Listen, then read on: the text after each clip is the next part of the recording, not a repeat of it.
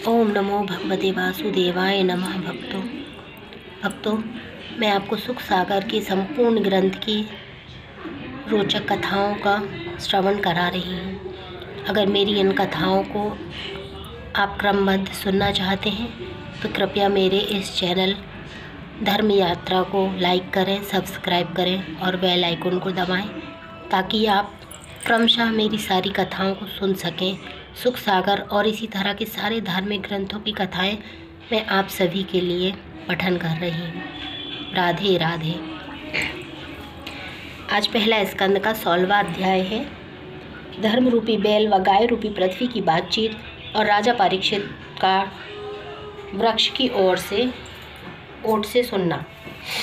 सूत जी ने शौनकादिक ऋषि शरों से कहा कि उस बैल रूपी धर्म ने गाय रूपी पृथ्वी से पूछा कि तुमको क्या दुख प्राप्त हुआ जो रोती है? कदाचित तुझे मेरे तीनों पैर टूट जाने का शोक हो तो इसका यह कारण है कि कलयुग में बहुत पापी मनुष्यों ने उत्पन्न होकर अपना धर्म और कर्म छोड़ दिया और शुभ कर्म संसार से उठ गया।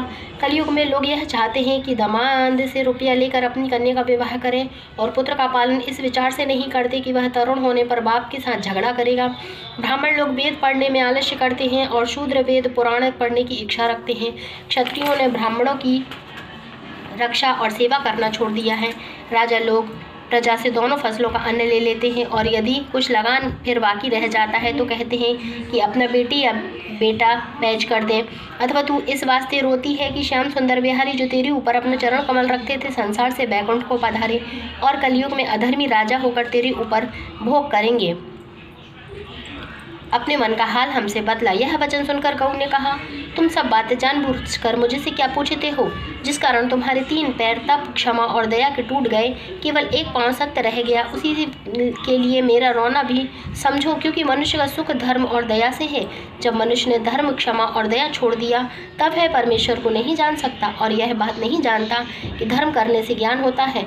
कोई मनुष्य कहते हैं कि मेरा मन संसार से विरक्त नहीं होता, सो बिना ज्ञान प्राप्त हुए संसारी मोह छूटना बहुत कठिन है।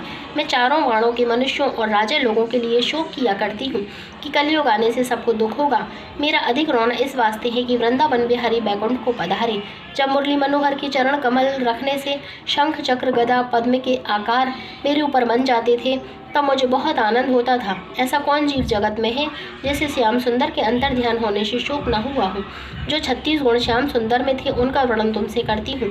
सत्य बोलना, आचार से रहना, हृदय में धैर्य रखना, क्षमा करना, संसारी माया मोह से विरक्त रहना, जो कुछ परमेश्वर देवे उसमें संतोष रखना, मीठे वचन बोलना, मन और इंद्रियों को वश में रखना, सब छोटे बड़ों को बराबर जानकर किसी का अपमान न करना, किसी के दुर्वचन कहने से बुरा न मानना, किसी काम में जल्दी न करना, सुनी हुई बात याद रखना, अपना कहा हुआ वचन न भूलना, ज्ञान को स्थिर रखना, मन में वैराग्य रखकर स्त्री और पुत्रों से अधिक मोह न रखना, धन पाकर किसी से अभिमान की बात न बोलना, बल अधिक होने से घमंड न करना, सबसे श्रेष्ठ होना, सब विद्याओं को जानना, दूसरे का दुख देखकर दुखित होना, किसी से न डरना, जो कोई अपना दुख कहे उसका हाल मन लगाकर सुनना, भूत भविष्य वर्तमान तीनों कालों की बातें जानना, अपने मन का हाल किसी से न बतलाकर समुद्र के समान गंभीर रहना, धर्म की तरफ से मन की नहीं फेरना, धर्म और वेद की रक्षा करना, संसार में ऐसी कीर्ति करना जिसमें सब कोई भला कहे, आंखों में शील रखना, किसी जीव को दुख न देना, जो कोई दीन